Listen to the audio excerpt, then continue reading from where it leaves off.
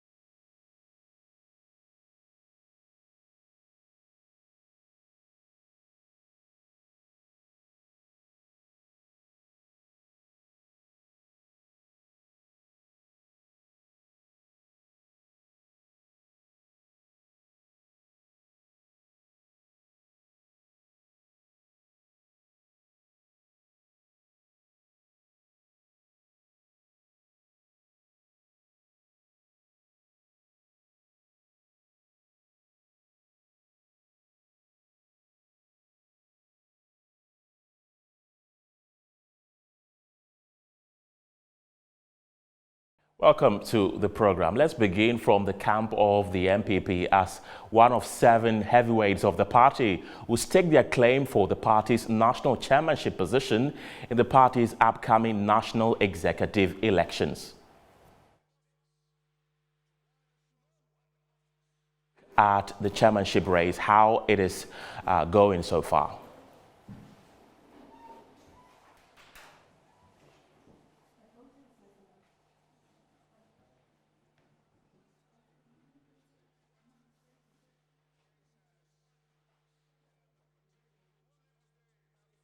Stephen Ayensu Intim is an astute systems engineering professional and a French scholar from the University of Ghana and Université Nationale de la Côte d'Ivoire. The 64-year-old programmer, who is also an analyst, is a product of the University of Ghana in 1984 and the University of Minnesota, United States of America, in 1991, from where he holds a Bachelor of Arts degree in French and Linguistics and an MBA in Management Information Studies, respectively. Between 2001 and 2005, he served as the National First Vice Chairman of the MPP and has since then contested 4 times for the chairmanship position without success.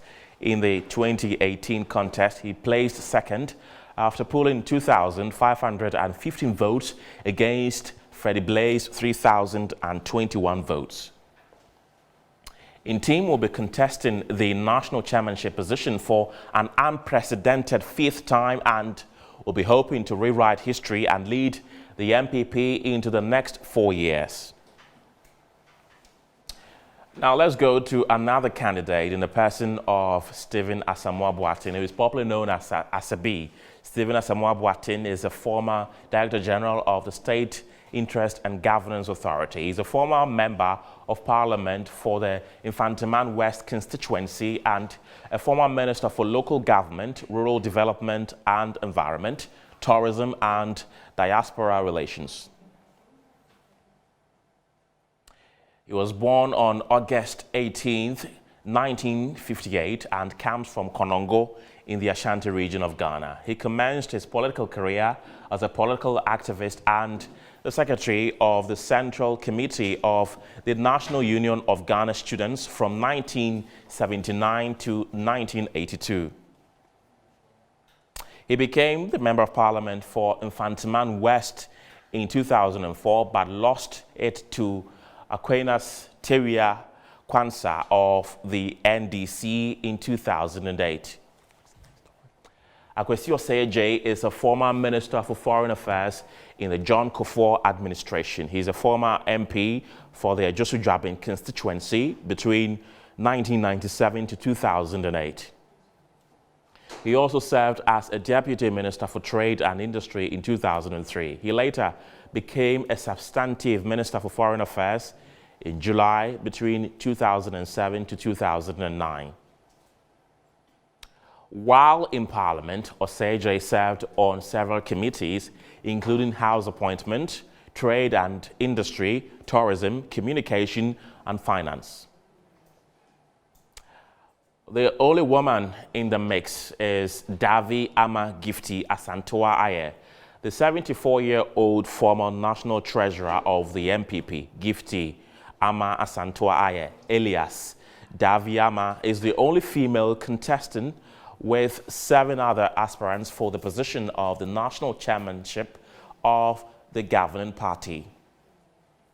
She also served as the member of the Executive Council, member of the District Assembly's Common Fund Credit Approval, a representative of the Electoral College for the Council of State, as well as many other portfolios.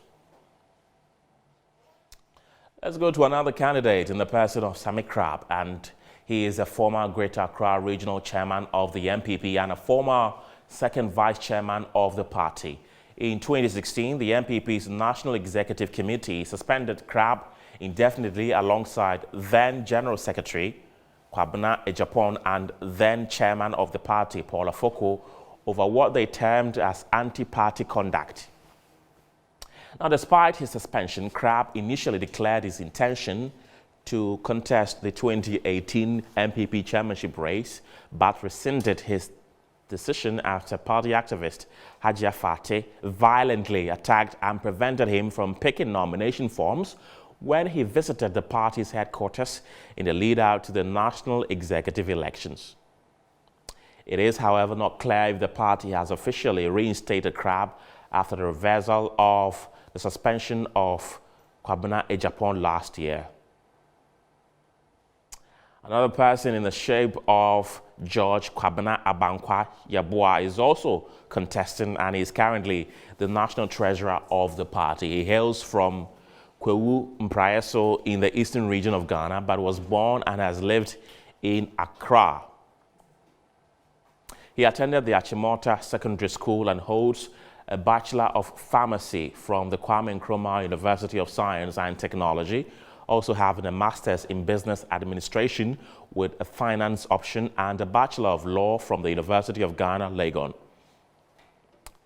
Abankwa Yeboah is a founding member of the MPP and has risen through the ranks of the party from being a polling station chairman in 2006 to being a member of the Greater Accra Regional Finance Committee, the Greater Accra Regional Treasurer, and the Deputy Director of Campaign and Fundraising in 2016.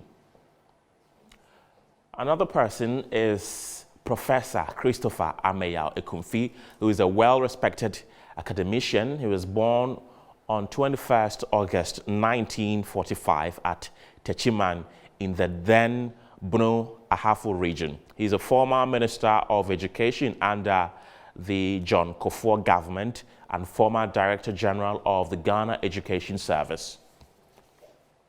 Prior to that, he served as the Dean at the Faculty of Science, University of Cape Coast, and Policy Advisor to the Ministry of Education.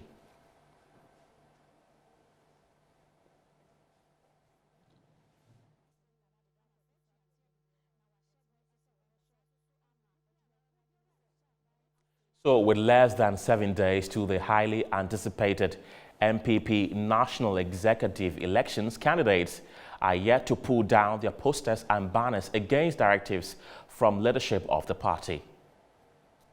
Sunday afternoon, less than a week to the MPP National Executive Elections, posters of candidates are littered across the city. The colorful posters of the candidates come in various shapes and sizes as the candidates try to outdo one another in their bid to impress delegates. The worst affected area is the Kwame Nkrumah interchange. The bridge was not spared. Some posters were displayed at strategic sections on the pillars together with other posters and filth that covered that part of the town. Despite requests by the party leadership to candidates to pull down the billboards and banners, they are very much in place. Who will ensure compliance as the massive display of posters are contributing to the filth in the city?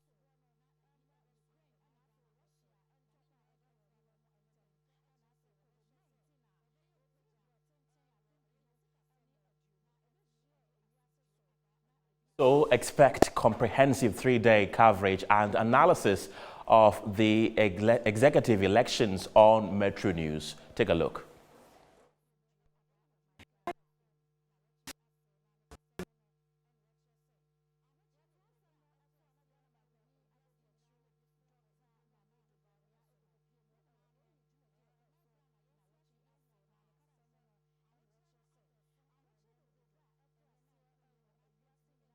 Apologize for our inability to play that video. Away from that, the Ghana Medical Association has joined labor unions demanding payment of cost of living allowance to their members. Some public sector workers for weeks now have been on strike over the government's failure to pay the allowance, which is targeted at mitigating the impact of Ghana's economic crisis on public sector workers. Teachers have also not been to the classroom for weeks over the demands for the cost of living allowance. Latest to add to their voice to the call for the allowance is the Ghana Medical Association. Now joining me for more on this is the Vice President of the Ghana Medical Association, Dr. Justice Yankson. Good afternoon, Doc. Welcome to the show. What has prompted your call for the cost of living allowance at this particular time? Good afternoon, and thanks for having me.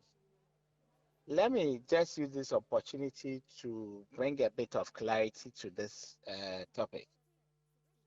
What it is that my General Secretary was part of a discussion yesterday and made a statement, but I think that in reporting, a bit of the context seems to be missing.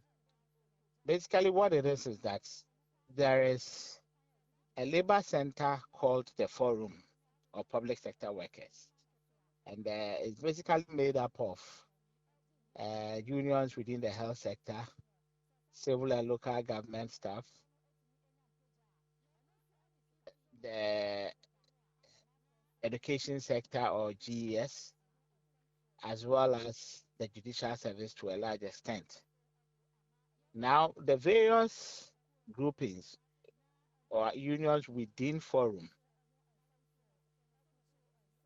in one of their meetings a couple of months ago, put together a request to the employer, i.e. government, asking for COLA to help cushion them, looking at the current economic conditions we are all operating under, vis-a-vis the fact that over the last 2 years, we've had just 4% and 7% increments, which have basically been whittled down our way by inflation. So the point is that the GMA, being part of Forum, when Forum held its meetings or deliberations and submitted the request on behalf of all the various groupings or unions that constitute the bigger umbrella body called Forum, GMA was a part and is still a part.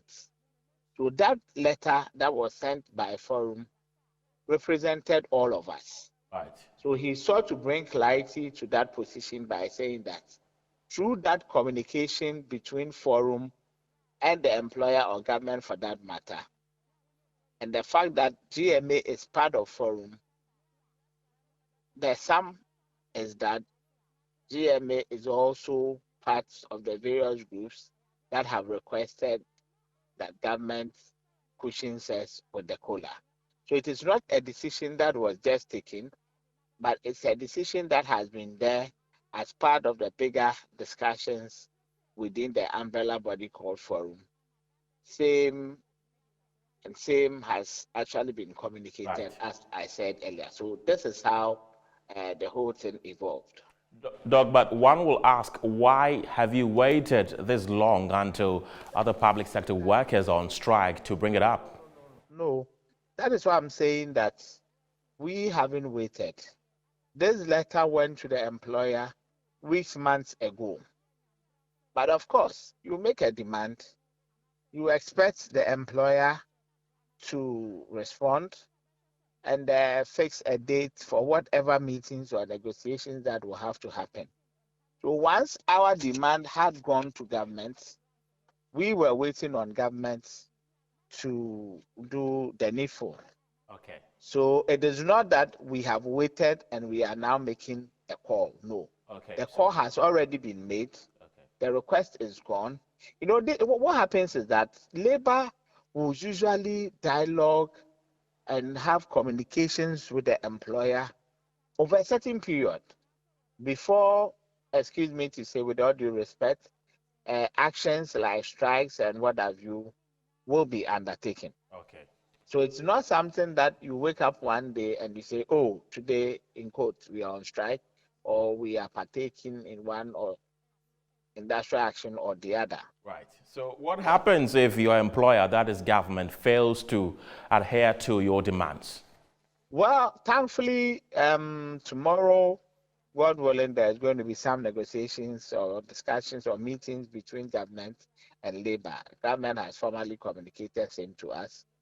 And it is our expectation as workers that governments will respond favorably to the request that we have put before the government or the employer, knowing very well the kind of difficult economic conditions we are all operating under, which has basically reduced the purchasing power that we had some months or years back.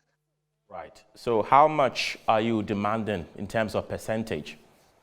Well, I mean, as per the earlier communications that you've had, the sum of it is 20-30%. But of course, it's only at the negotiating table that you know what will be granted ultimately. Okay. But for now, the demand per the calculations is that a minimum of 20%, because that is the least that can at least help compensate for the effect of inflation. Okay. You know, as at the time we made this call somewhere April thereabout, inflation was just hovering around 27 or so.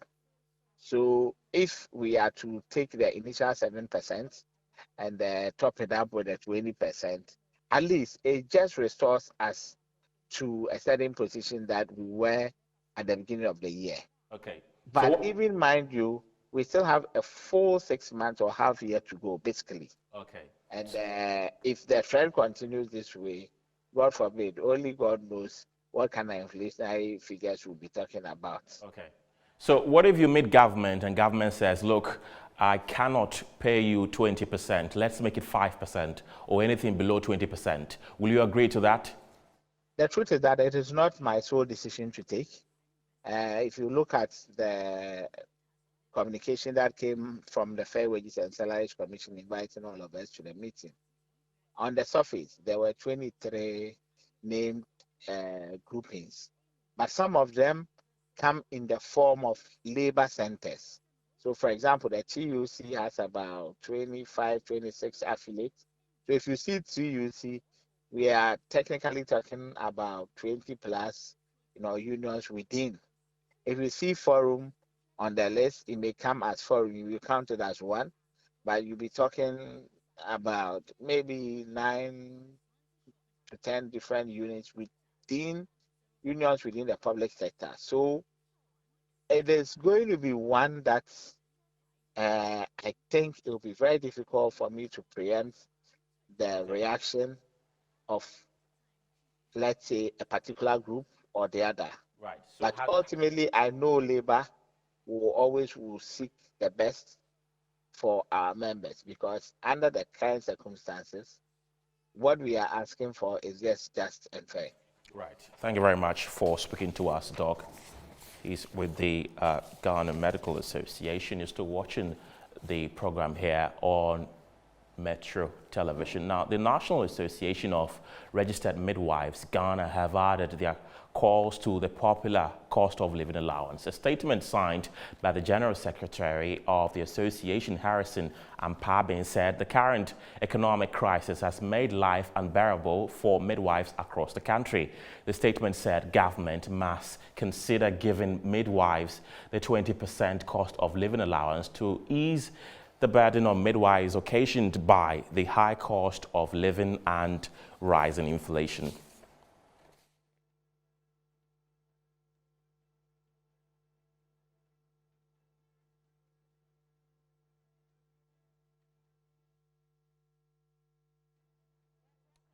A recent jailbreak in Nigeria's capital, Abuja, which saw about 600 inmates escape from prison, has left some questions in the minds of many on how safe our borders are. Before we enter into a conversation with the Public Relations Officer of the Ghana Immigration Service, here is a desk report to begin the conversation. This is not the first of its kind to happen in Nigeria. So far, the country has experienced series of jailbreaks in 2017 and 2021, where 4,300 and more than 2,500 inmates escaped as a result of a prison break, respectively. In the latest, 600 inmates broke from the Nigerian capital city's jail, Abuja, after an attack blamed on Islamic extremist rebels. However, authorities in Nigeria are determined to recapture the inmate, with about 300 found and sent back to different jails. It remains uncertain where the others have fled to. Are our borders safe, as some are likely to make their way into the country? How secure are these illegal routes by the appropriate authorities to ensure a safer border amidst threats, terrorist attacks in the country lately?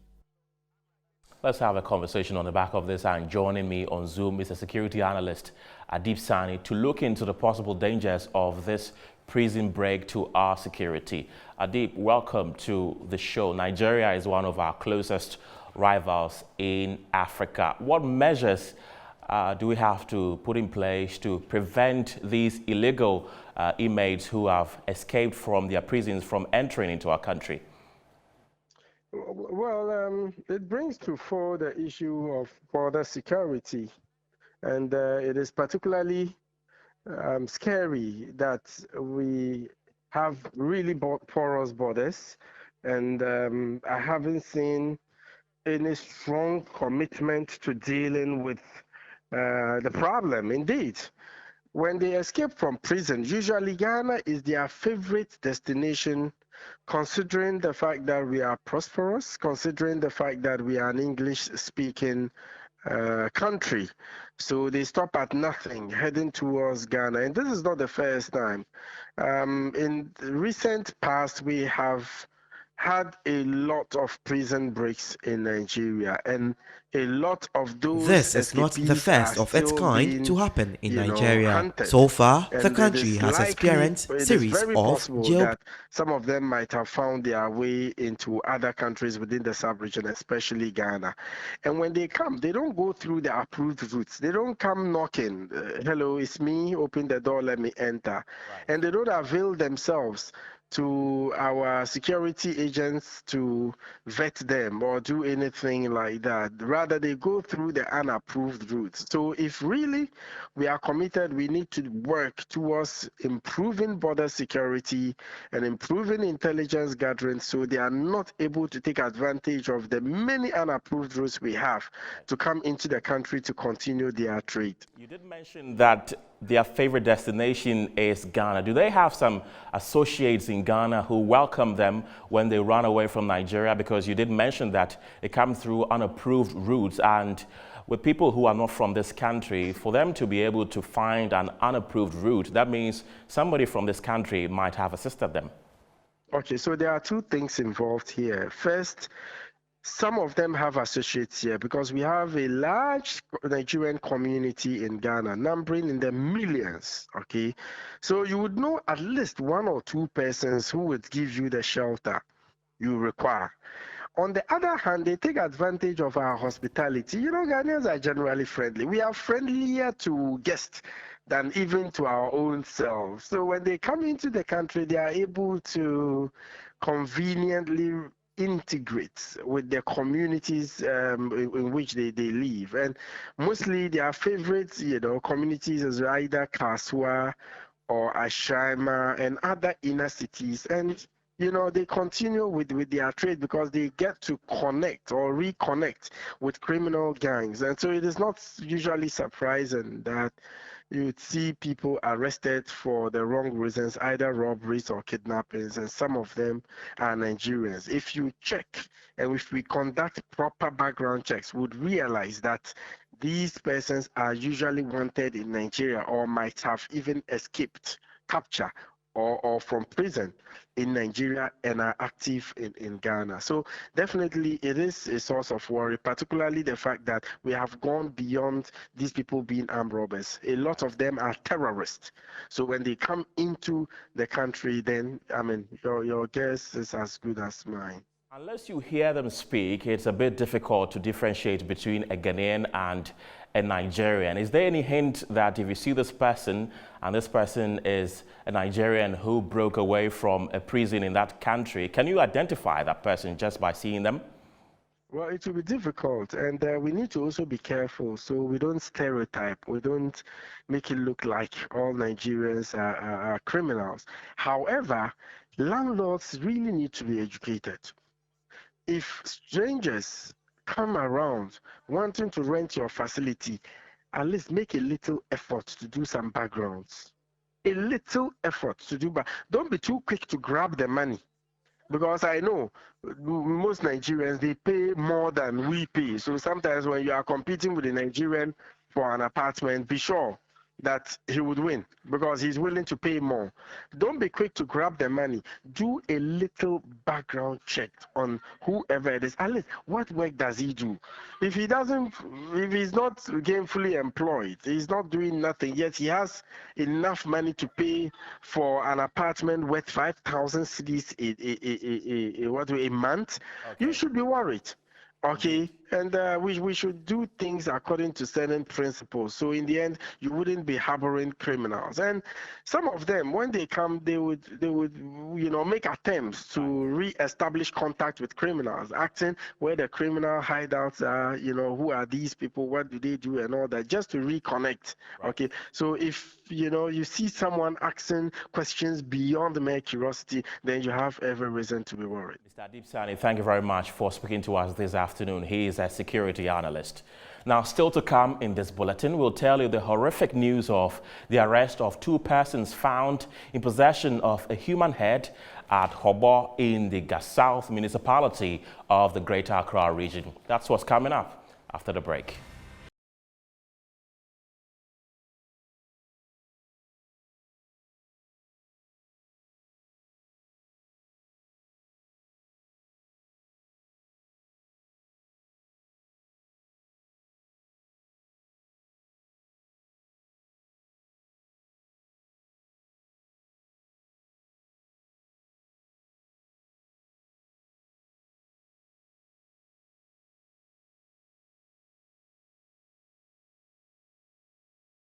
Welcome back to the program. 2 people in possession of a human head have been arrested at HOBOR in the South municipality here in the Greater Accra region. The 2, together with another suspect currently at large, were traveling in a taxi with registration number GW5532-21 when they had an accident at the HOBOR township on Sunday. Nearby residents who approached to offer assistance to them rather surprisingly found a fleshly chopped human head. Members of the community massed up and were able to arrest 2 out of 3 of the suspects. They later handed the suspects over to the police. Viewer discretion is advised. Watch break. Na ku na dami mo am say sama sortie. To be tough am. To be done say ko risk me. Nti bi do wa na ba ku pie dan no. Pie dan no driver no pie na business. Boss adan na say e break na kemu, O kan say na so.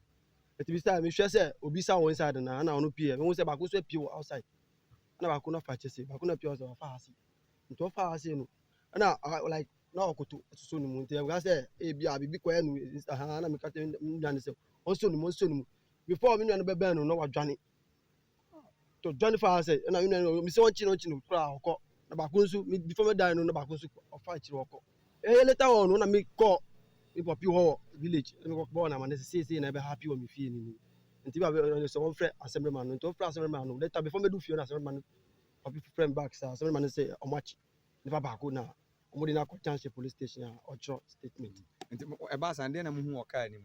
Eba say dey me eba ni me person me back car no ba I won say car ni 12 am no wie no. Won say like let am dwane ba won say nipa ti da car ni fresh da car ni. Na mati say yakodi we area. Man ti bi sa.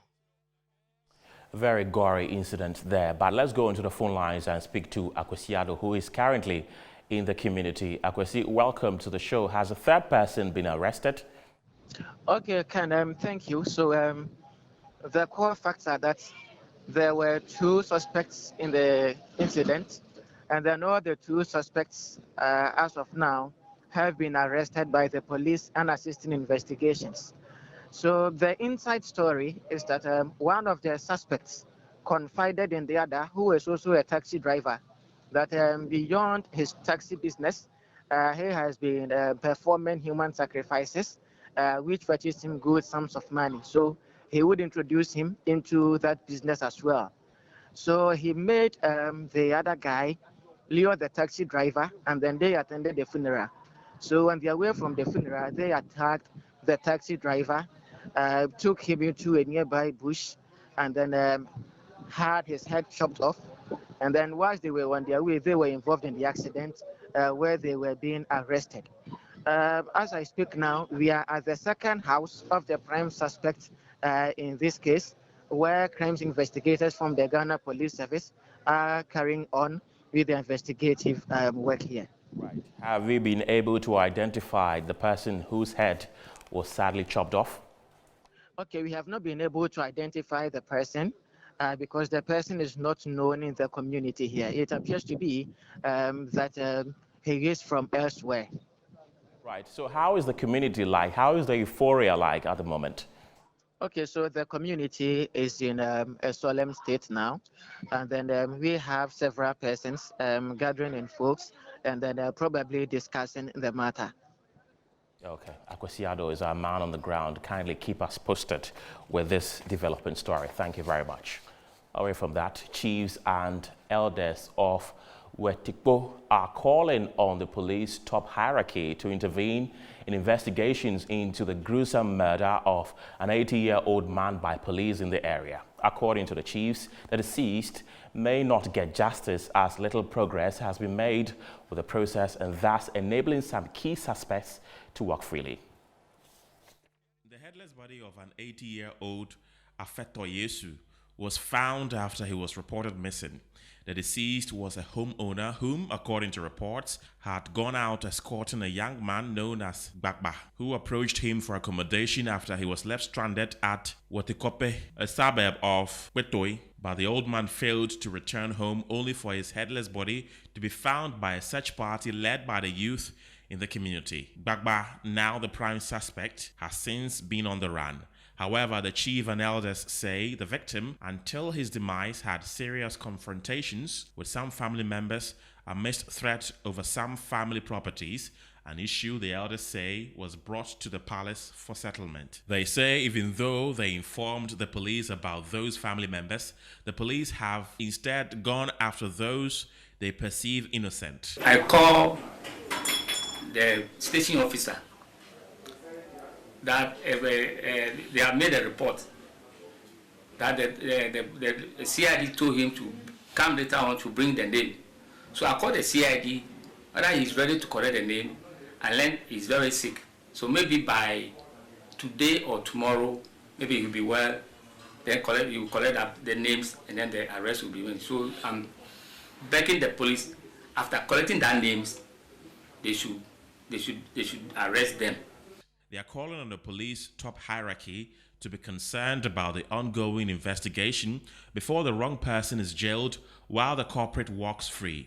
The government have to help us in our team, okay, so that we take the case severely, so that everything will be okay. Otherwise, because this thing used to happen in the town, and this one. We are pleading to the government to go into deep so that we can see everything become clearly. The two suspects who are in the police custody will reappear before the court on 14th of July 2022. Metro News will keep viewers updated.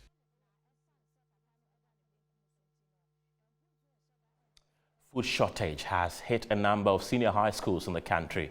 The Ministry of Education has announced that the issue has been resolved and all the affected schools are expected to receive full supplies by Tuesday, July 12, 2022. Right, business news is next.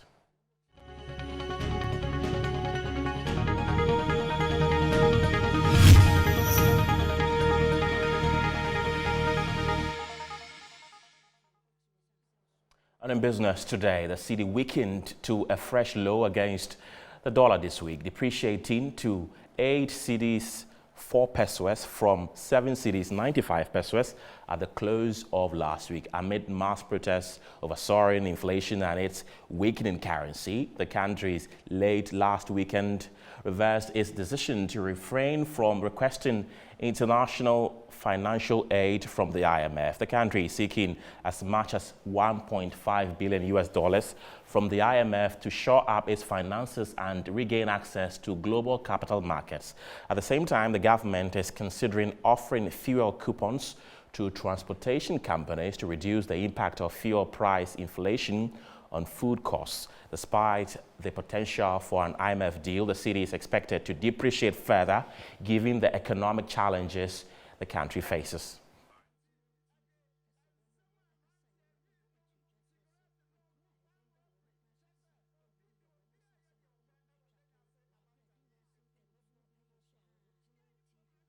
Elon Musk has terminated his $44 billion deal to buy Twitter. This means he will be compelled to pay the social media giant $1 billion as part of the agreement. Tech expert Spike Nkrumah believes Elon Musk pulled out of the deal mainly due to his company Tesla's plummeting shares on the stock exchange. Basically, Elon Musk is trying to, well, people are assuming that he's gotten cold feet because of his attitude, because a little bit after when he announced that he wanted to buy the platform and he was giving, the go-ahead, he started to give, quote-unquote, excuses about why he wasn't going forward with the deal. Number one being that he said there were too many board accounts, and this was why he was holding back. He had put the deal on hold. But I also concerned that he's already supposed to make this deal. He's already supposed to finish this deal because everything has been finalized. Now, there's also the suggestion that the Silicon Valley right now, all these tech companies are struggling because of the stock market crash. And himself, Elon Musk's company Tesla, has lost a couple of shares. And this is causing an issue with his going forward to buy. Because if you think about it, what he proposed was about $54.20 per share. And now Twitter's share is at a bit under $34, if I'm correct. And that means that he is spending a lot of money on Twitter as well. So maybe you can consider it as buyer's remorse. Like, he may be making a huge loss if he does buy it. There's also concerns that he doesn't know what he's doing. So spam accounts or bot accounts are basically accounts that are not operated by humans. They're automated accounts. So having a certain number of accounts that are not human on your platform can essentially mean that you are not giving the true picture of what your platform is. So take, for instance, you have a product and you're saying that you have 5,000 people purchasing your product each day.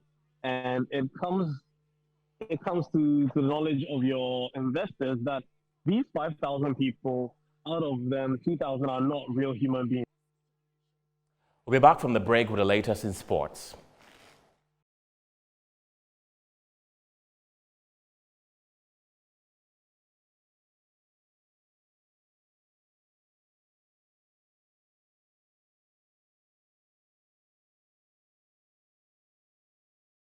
International news is next.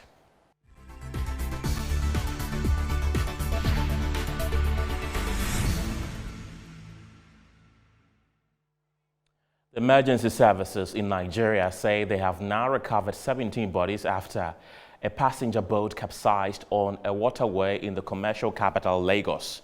4 bodies were recovered on Saturday and a further 13 on Sunday. The Inland Waterways Authority said the boat had set sail on Friday later than the rules permitted and that the tide carried the vessel towards a barge, causing it to overturn. The accident came only 3 days after another passenger boat capsized in the same waters, reportedly drowning 2 people.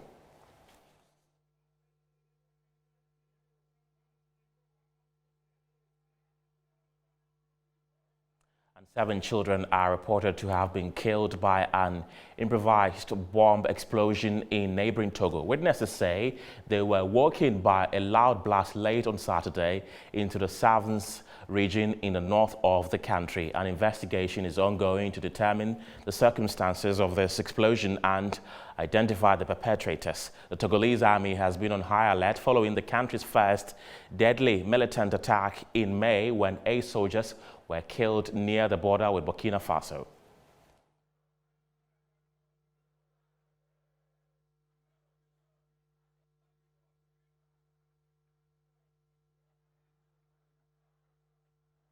So expect a comprehensive 3-day coverage and analysis of the executive elections of the new Patriotic Party right here on Metro TV. Watch this. Well, the die is cast. There were some really close contests in the new Patriotic Party's recently held elections, right from the constituency to the regional. It is now the turn of executives who lead the party at the national level in its ambitious quest to break the 8. Will it be old faces, new faces, or a mixture of the two? Find out as we bring you an extensive coverage of the new Patriotic Party's national executive elections from the 15th to the 17th of July right here at Accra Sports Stadium. Join our team of expert analysts here in the studio and on the ground on your election central, right here on Metro Television.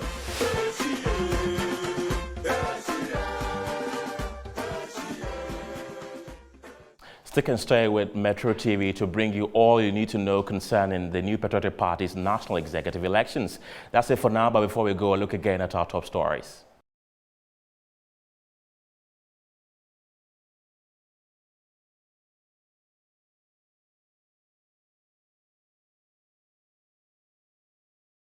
Countdown to the ruling new Patriotic Party's national executive elections is on. 4 days to the start of the polls. We brought you up close to the chairmanship contenders and expert analysis of what to expect. The Ghana Medical and Registered Midwives Association joined labor unions demanding cost of living allowance less than 24 hours before the Ministry for Employment and Labor Relations meets organized labor over the matter.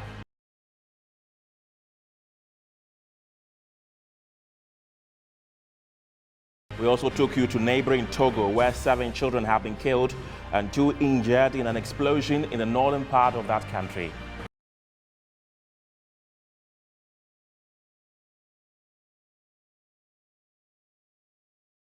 Thank you very much for being a part of the show. My name is Kenneth Jesse. Bye for now.